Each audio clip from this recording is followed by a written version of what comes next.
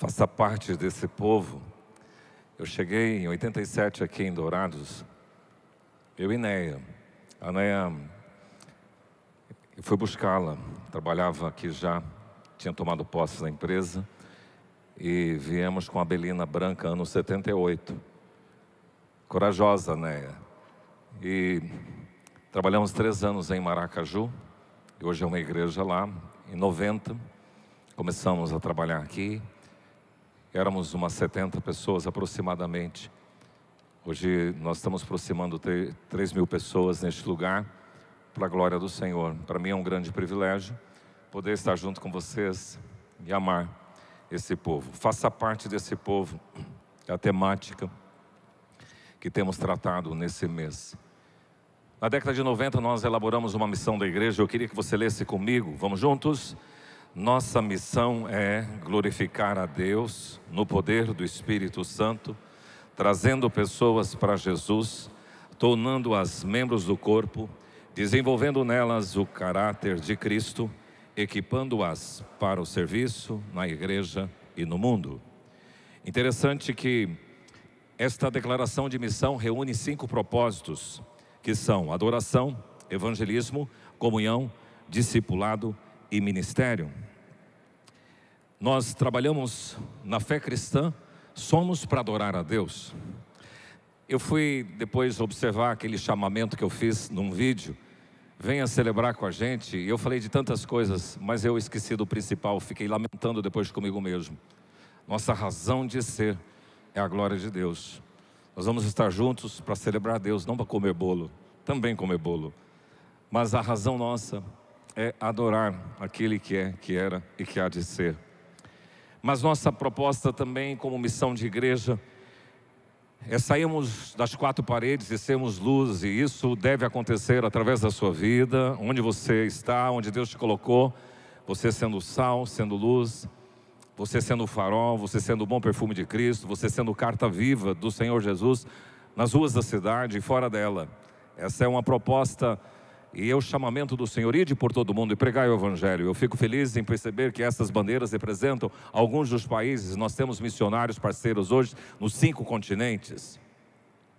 Além da adoração do evangelismo, nós precisamos de estabelecer o relacionamento e a comunhão. Isso acontece nos contatos, nas conexões e numa linguagem mais moderna, no network. E você pode fazer isso. A igreja também, ela é família, e nada melhor do que o amor entre as relações. Adoração, evangelismo, comunhão. Mas é necessário que as pessoas sejam formadas, como Paulo diz, sofredores de parto, até que Cristo seja formado em vós. Isto é discipulado. O nosso propósito é fazer discípulos do Senhor Jesus Cristo. Nós não queremos ter pessoas na igreja simplesmente batizadas sem ter um compromisso de aliança com o Senhor Jesus Cristo através do discipulado. E o 5º propósito é o ministério, que é servir. Quem não vive para servir? Alguém já disse isso, não está na Bíblia não, mas vale bem. Quem não vive para servir não serve para viver. É importante que você sirva, que você preste de alguma forma a assistência através do seu ministério. Hoje eu quero pensar com vocês nesta versículo de 1ª carta de Paulo à igreja de Corinto, capítulo 15, versículo 58. É um versículo muito curtinho e a gente utiliza muito isso no estímulo aos ministérios das pessoas. E esse texto diz o seguinte, podemos ler juntos, vai ser projetado ali. Vamos lá.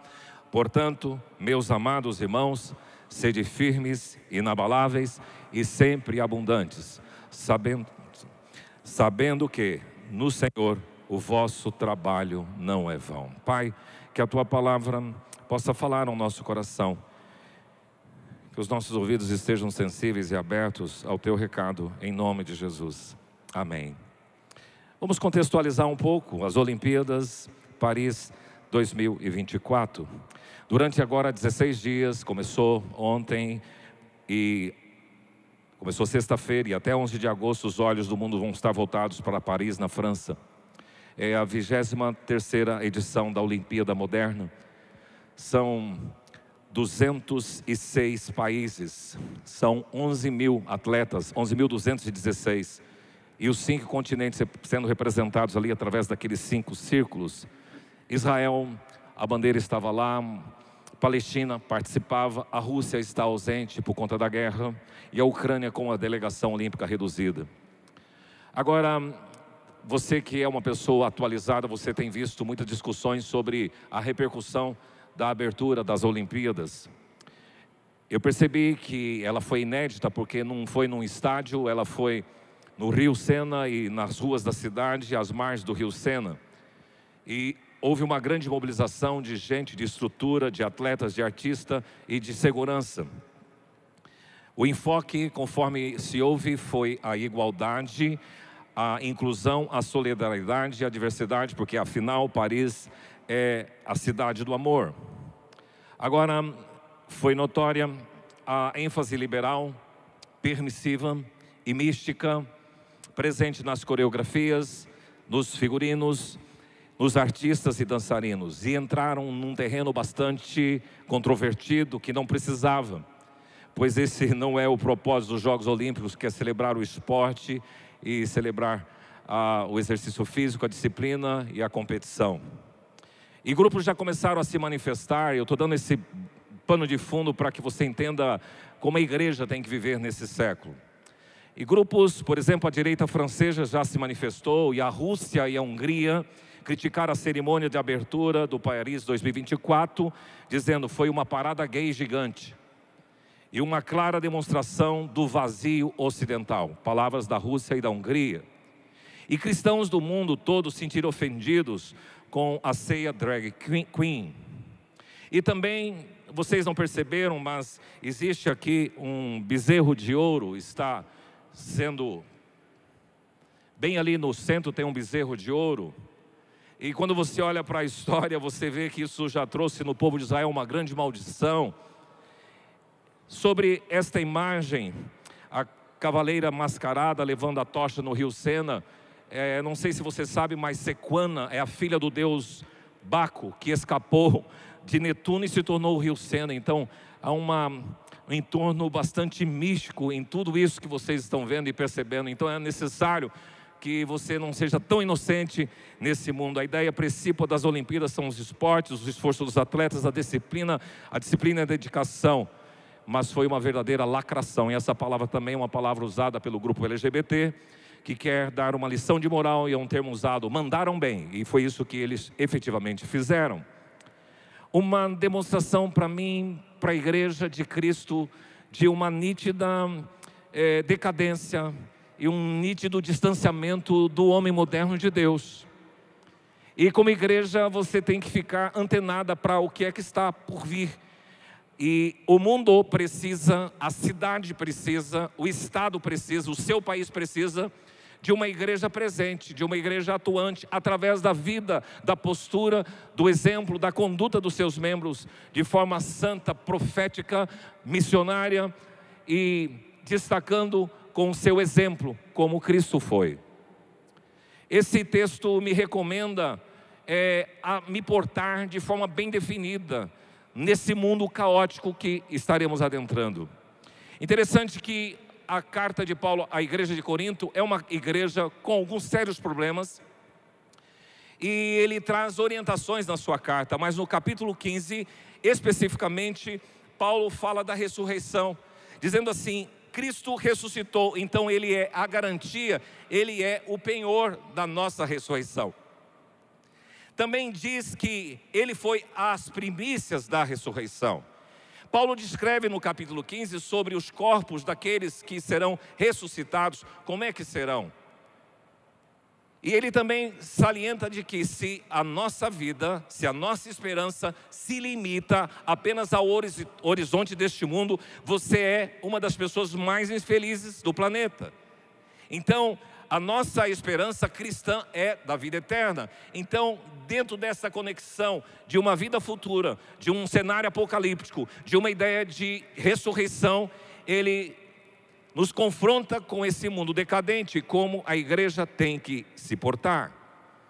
Interessante, hoje pela manhã nós fizemos parte de um ofício fúnebre da dona Maria Aparecida Leão, a mãe da Eliane, do Ari, da ABV. E a gente sempre se depara com este cenário. O livro de Eclesiastes diz: melhor a casa onde há luto do que a casa onde há muita alegria, porque ali você considera a pura realidade. Então, apesar de tantas coisas boas que a vida tem, apesar de tantas celebrações, você não pode olvidar, você não pode deixar de lado a postura como igreja do Senhor Jesus Cristo num cenário caótico. E nesse texto de Coríntios 15, Paulo diz que a morte morrerá. Ele decreta a morte da morte, porque ele no versículo 55 desse capítulo, ele diz: onde está, ó morte, a tua vitória? Onde está, ó morte, o teu aguilhão? O aguilhão da morte é o pecado, e a força do pecado é a lei. Então tragada foi a morte pela vitória de Cristo Jesus. A morte será aniquilada. Pois bem, diante desse cenário eu queria trazer, com base nesse versículo, cerceado de fim dos tempos, divisão apocalíptica, quais são algumas recomendações que Paulo traz para mim e para você, quando ele diz: sede sempre abundantes na obra do Senhor, sabendo que no Senhor o vosso trabalho não é vão. E eu quero então pensar em 4 ou 5 recomendações que ele trata aqui.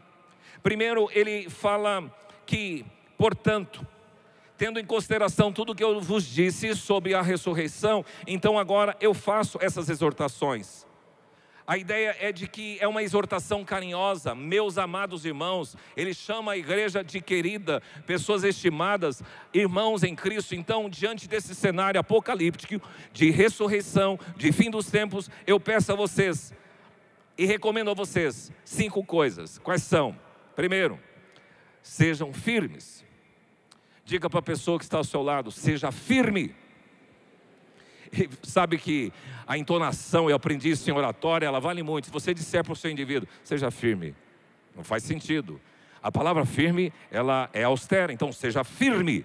É essa a ideia, é um imperativo que Paulo traz, uma recomendação diante de uma igreja que vive o cenário apocalíptico das últimas coisas. A ideia aqui é de solidez, a ideia é de dureza, de resistência, de consistência, de uma boa fundamentação, de estabilidade, de uma determinação, de certeza, rigor e obstinação. A igreja recebe como recomendação desse apóstolo experiente e vivido: seja firme, seja consistente na sua fé, na palavra, na fé. Seja firme na esperança, seja firme na postura, seja firme no seu testemunho, seja firme nas suas convicções. E é um posicionamento espiritual. Não cabe na fé cristã aquelas pessoas que titubeiam, aquelas pessoas que vacilam, aquelas pessoas incertas, aquelas pessoas que não sabem o que querem. Na fé cristã é a mesma postura que é requerida do Josué.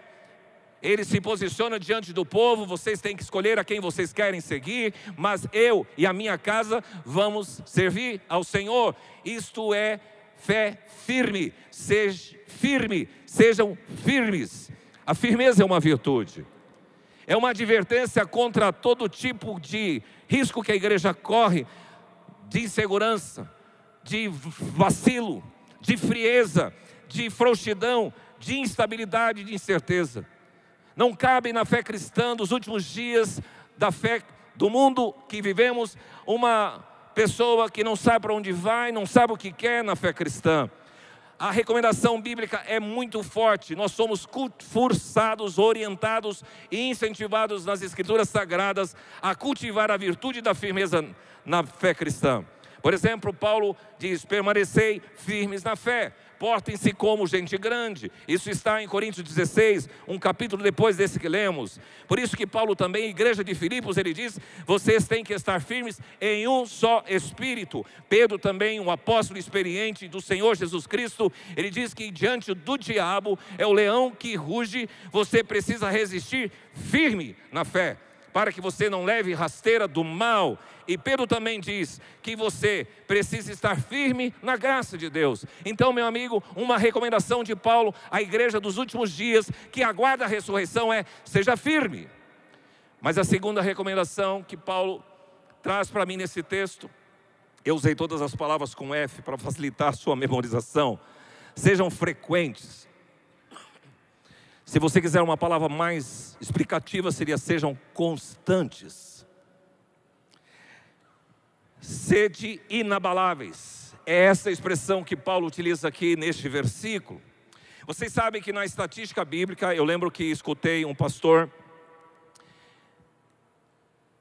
o indiano, que fez uma estatística de que em cada personagem na Bíblia, de cada 3, 1 terminou bem. E ele dizia o seguinte: não importa como você começou, mas é importante como você vai terminar. Porque nas escrituras muitos começaram mal, mas terminaram bem. Mas tem gente que começou bem e terminou mal. Mas também tem gente que começou mal e terminará mal. Mas se a sua vida não foi boa até agora, se você não começou bem, é tempo de você se posicionar. Mas é importante que você termine bem. E para isso você precisa ter uma permanência, uma constância, uma continuidade, uma frequência na forma como você se posiciona diante do Senhor. Como é que cabe na história da igreja? A gente vê hoje no cenário evangélico um monte de pessoas desigrejadas, porque elas não foram constantes, porque não tem como permanecer firme na fé, distante do arraial do povo de Deus. Aqui é a importância da rotina, aquela rotina paterna que aprendi desde criança. Alegrei-me quando me disseram: vamos à casa do Senhor, dia do domingo é dia do Senhor. E isso foi rotina na minha vida, foi rotina na minha história. E essa constância me faz firmar os passos na fé. A rotina de ler as Escrituras Sagradas te faz firmar os passos na fé, faz você permanecer em constante temor e reverência a Deus. É esta a ideia. Aqui é uma advertência também contra o risco que a igreja de Jesus corre através dos seus membros, de descontinuidade, de interrupção, de desistir no meio do caminho, de voltar as costas para Deus, de desertar, de voltar atrás, de desanimar e de interromper o processo. Há uma menção na Bíblia que diz assim: aqueles que são levados por todo o vento de doutrina, passou, vai para lá. Agora a moda na fé cristã é isso, e eles vão para lá. Então há uma inconstância, não há uma permanência, uma continuidade. Inclusive no primeiro século, Paulo escreveu uma carta à igreja da Galácia, dizendo assim, Gálatas 3:1: ó Gálatas insensatos, quem vos fascinou a vós outros, antes cujos olhos foi Jesus Cristo exposto como crucificado, e você da graça saiu. Recém-convertidos agora, perto da vinda da presença de Cristo no mundo, e essas pessoas já se desviaram com muita facilidade. E a ideia é: quem vos seduziu, quem vos fascinou, quem vos distraiu.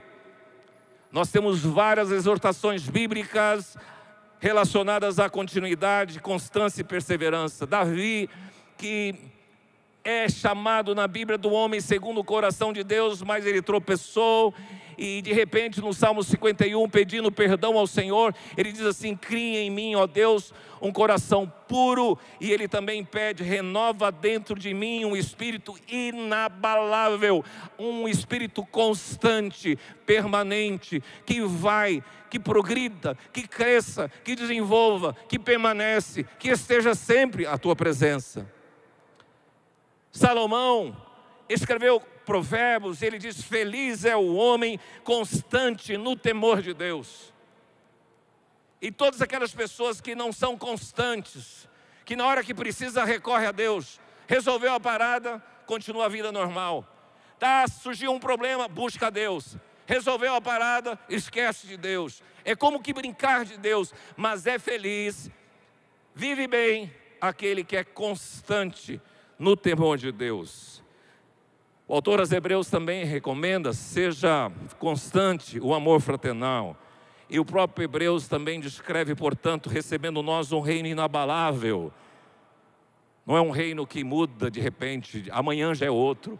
O nosso Deus não muda, Ele é o mesmo, Ele é imutável. Então retenha a graça.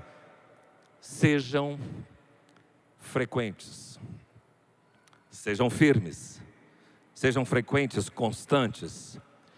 Mas uma outra recomendação que percebo aqui nesse texto, usei uma outra palavra: sejam fartos. E a ideia aqui para mim trazida é de ser abundante, porque Paulo diz: seja sempre abundantes na obra do Senhor. O que Paulo chama a atenção da igreja de Corinto é o seguinte: meu irmão, diante da ressurreição iminente, diante do fim dos tempos, diante do cenário apocalíptico, permaneça firme, permaneça constante e sejam produtivos no reino de Deus. Façam além, façam mais. É a mesma palavra que Jesus utilizou em João 10:10, quando disse: o ladrão vem para roubar, matar e destruir, mas eu vim para que vocês tenham vida e vida abundante, vida em abundância, extraordinária, além do comum, que sobeja, que é farta, que vai além. É esta a proposta de Deus para a sua vida, e esta é a recomendação de Paulo para uma fé operante. O próprio Jesus Cristo, ele declarou assim, ele faz além, ele fez mais. Ele disse: o meu Pai trabalha até agora e eu trabalho também. Eu não estou acomodado, eu não sou letárgico, eu não sou espectador da história, eu não estou assentado no sofá da minha casa e vendo a banda tocar, eu não estou inerte. É esta a ideia, faça além. Siga a trajetória do próprio apóstolo Paulo, que declarou em sua biografia: como ministro de Cristo, eu também, em muitos trabalhos e mais. Eu de boa vontade, diz Paulo, me gastarei, me deixarei gastar em prol da vossa alma. Então, além, sejam fartos, é a recomendação para os últimos dias. Sejam abundantes naquilo que você faz. Às vezes a gente é muito econômico e comedido, só faz o que foi pedido e a gente fica satisfeito. Na vida cristã, como nos demais cenários da vida profissional, na sua vida corporativa, não faça apenas aquilo que Ele pediu, faça mais. E na fé cristã, você não pode ser um mero espectador. Não adote uma postura passiva, letárgica, inerte, minguada, faltosa e deficiente. Não tenha uma postura tacanha, econômica e improdutiva. Para tudo você deve ter um comportamento além do ordinário. É tão bom ser assim. Eu estava vendo um videozinho dizendo assim que aquelas pessoas que estão nos melhores lugares, elas gastaram um tempo muito maior que o nosso. Olha para os atletas que estão lá no topo do mundo hoje.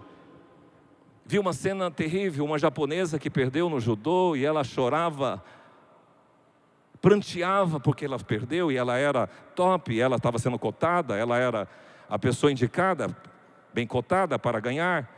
Mas ela viu todo o esforço que durante anos ela se dedicou, foi por água abaixo. Então, na obra do Senhor, sejam sempre abundantes. Não economize nas realizações para Deus. Se Deus te deu um ministério, faça o melhor. Se Ele te chamou para ser um líder de um curso, ajude pessoas, casais novos a se prepararem para o casamento. Ajude famílias a serem restauradas. Ajudem pais a educar os seus filhos. Se é um líder de célula, ajude a levar pessoas a Jesus. Trate, pastoreie, cuide, ore pelos enfermos. Faça mais. Se Deus te deu o dom musical, se Deus te deu o dom da educação cristã, que você faça mais, que você possa se destacar além do ordinário. É esta a ideia. Sejam sempre abundantes na obra do Senhor. Não sejam econômicos. Não fiquem aguardando, lá tem muita gente, eu não preciso fazer.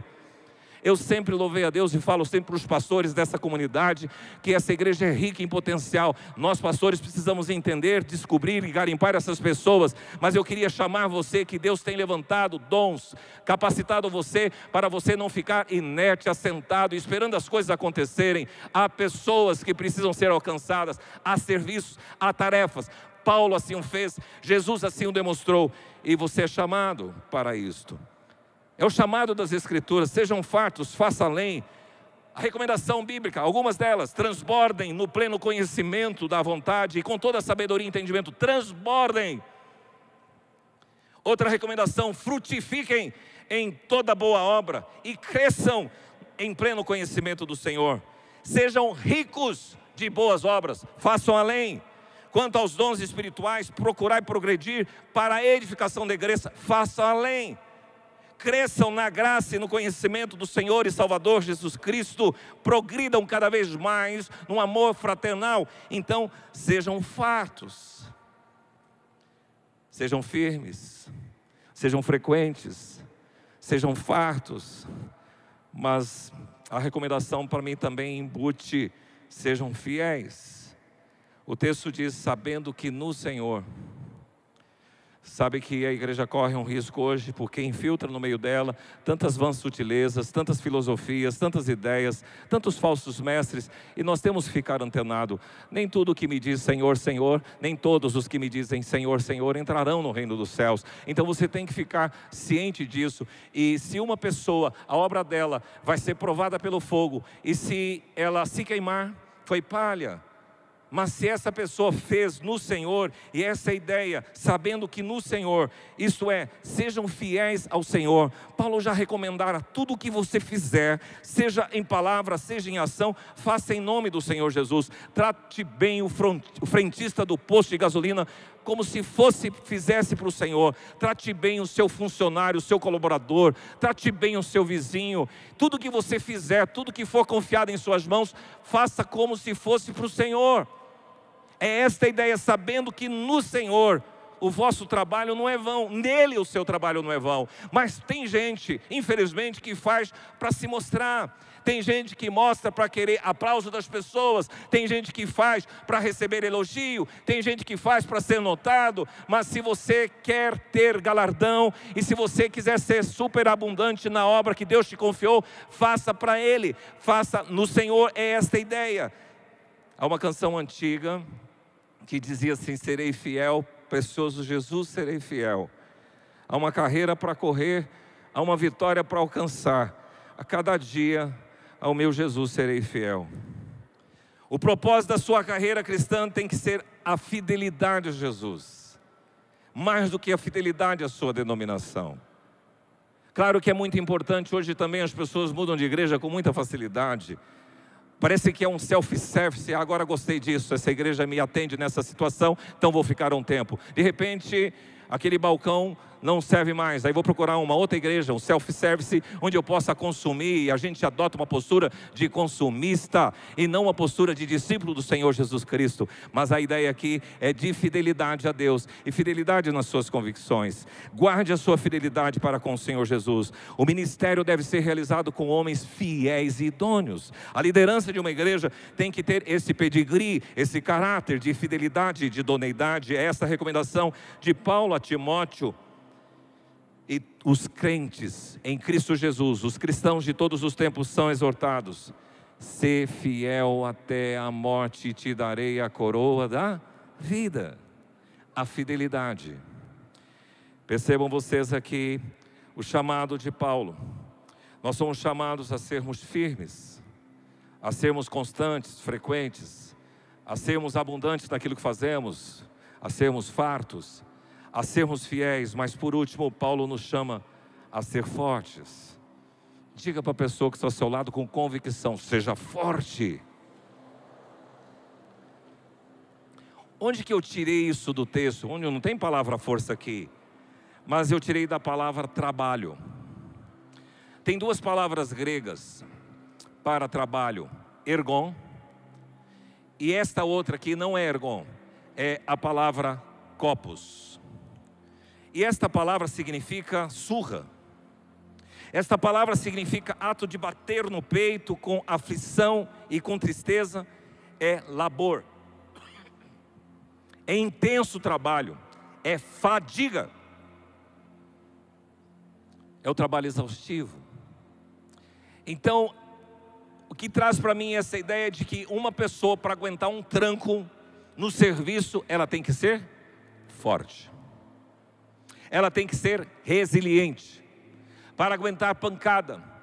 Então por isso que o ministério, o chamado, o ser discípulo de Jesus não é para fracos, é para gente forte, é para gente que enfrenta a tribulação, é para gente que enfrenta a luta, que enfrenta dificuldades, que enfrenta contraposição. E você tem que se posicionar de forma forte. Quem nos faz fortes é o Senhor. Eu gosto muito daquela expressão: porém o Senhor me revestiu de força. É Ele quem nos dá a força. Josué, na incumbência do seu chamado para liderar o povo na entrada da terra prometida, a primeira palavra que o Senhor disse a ele é: ser forte e ser corajoso. Logo em seguida você percebe Josué com seus líderes, eles têm uma luta contra alguns inimigos, e ele também faz a mesma observação, a declaração: Em Josué 10, 25, não temais, nem vos atemorizeis, sede fortes e corajosos. Ele aprendeu. É preciso de força. O Evangelho não é para gente ranzinza, fraca, gente desmotivada, gente apática, anêmica. O Evangelho é para gente que quer buscar em Deus força para resistir às intempéries, às contraposições, às lutas, às adversidades, à enfermidade, às aflições, às dificuldades da família e da vida. Gosto muito da carta de Paulo a Timóteo. E na segunda carta, eu sempre falo que é a corrida de revezamento, quando ele entrega para o jovem pastor o bastão e ele continua a corrida. Mas sabe uma das coisas que ele fala na carta? Timóteo, suporta as aflições, seja forte diante das adversidades. Você precisa da força do Senhor, e é Ele quem nos fortalece. Alguns anos atrás, eu não sei nem por que eu passei isso, mas eu sei que eu estava desanimado na época, e Deus me visitou num texto de Hebreus 6:10. Eu estava desanimado ministerialmente, e Deus me respondeu assim: porque Deus não é injusto para ficar esquecido do vosso trabalho e do amor que evidenciastes para com seu nome, pois servistes e ainda servis aos santos. Falei, obrigado Deus, porque o Senhor não deixa a gente esquecido. O Senhor está vendo, né? Ok, fui ministrado com esse texto. Porém, logo em seguida, o texto diz assim: desejo, porém, continue cada um de vocês mostrando até o fim a mesma diligência para a plena certeza da esperança, para que não vos torneis indolentes, mas imitadores daquele que pela fé e pela longanimidade é das promessas. Deus, Ele massageou, animou meu coração, e falou, para aí, mas você vai ter que continuar até o fim, com a mesma diligência.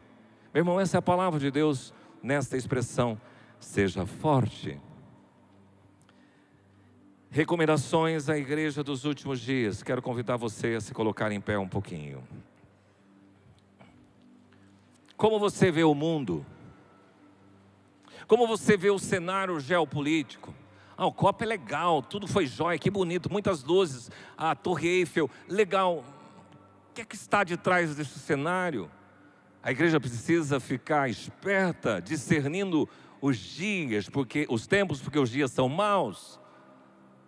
E qual o nosso posicionamento? Será que é fácil alguém chegar e humilhar um cenário para nós muito importante, que é a ceia do Senhor, e a gente tem que ficar assim, como nós vamos fazer? E alguns questionaram, por que nenhum dos franceses na Olimpíada brincou com o Alá e com os muçulmanos? Por que não fizeram isso? Porque já teria tido problemas. Agora, não estou dizendo para vocês sair por aí brigando com todo mundo. Só quero entender que, diante de um cenário apocalíptico, você tem que ter uma postura certa. Nos últimos dias sobrevirão, diz a palavra, tempos difíceis. E para o tempo difícil, precisa de uma igreja diferente. Não uma igreja covarde, não uma igreja apática, não uma igreja inconstante, não uma igreja econômica naquilo que tem que fazer, não uma igreja frágil e infiel. O que Deus espera de mim e de você é uma igreja firme nas convicções. Busque a palavra do Senhor, aprenda as Escrituras Sagradas. Haverá um dia em que as pessoas procuram de mar a mar as Escrituras Sagradas. E se você é um leitor da Bíblia, você vai ter a palavra no seu coração. O que Deus espera para a igreja dos últimos dias, essa é uma recomendação, que seja uma igreja que possa fazer além. É uma igreja farta, possa ser constante, permanecendo fiel ao Senhor e com força total para servir a Deus. Essa canção que nós vamos cantar juntos agora fala da força igreja. Eu quero que você se inclua, se você quer viver na igreja dos últimos tempos, uma igreja ativa e não passiva e até desertora, que você possa assumir com propriedade todo esse chamado desta canção para a sua vida.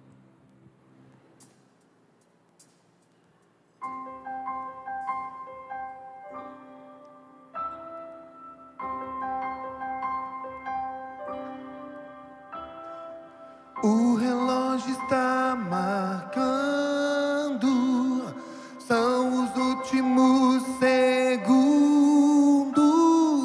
Não demora muito, está chegando a hora, já vamos embora. Os dias são difíceis, tá doendo, tá apertando, mas permaneça, falta muito pouco, o noivo já está vindo te buscar. Avança a igreja, desperta a igreja, já vamos embora. Prepara a igreja, prega a igreja, se mova a igreja, já vamos embora. Força a igreja, avança a igreja, desperta a igreja, já vamos embora. Prepara a igreja, prega a igreja, se mova a igreja, já vamos embora.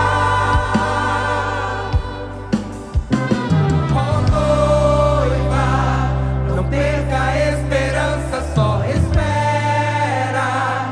Falta muito pouco, não se entrega. O noivo já está vindo te buscar.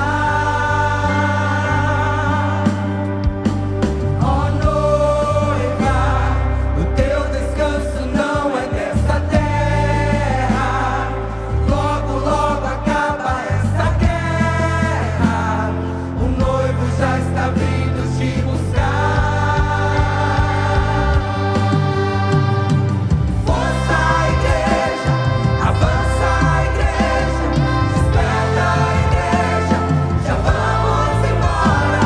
Prepara a igreja, prega a igreja, se mova a igreja, já vamos embora.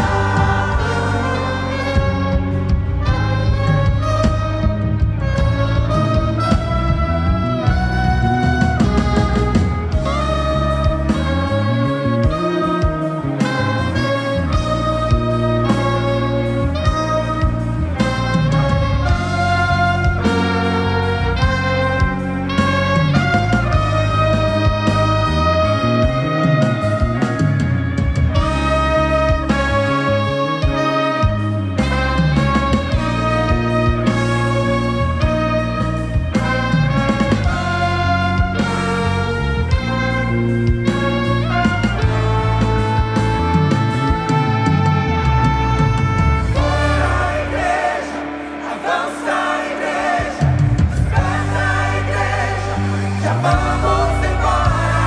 Prepara a igreja, prega a igreja, se mova a igreja, já vamos embora. Força a igreja, avança a igreja, desperta a igreja, já vamos embora. Prepara a igreja, prega a igreja, se mova a igreja, já vamos embora. Já vamos embora.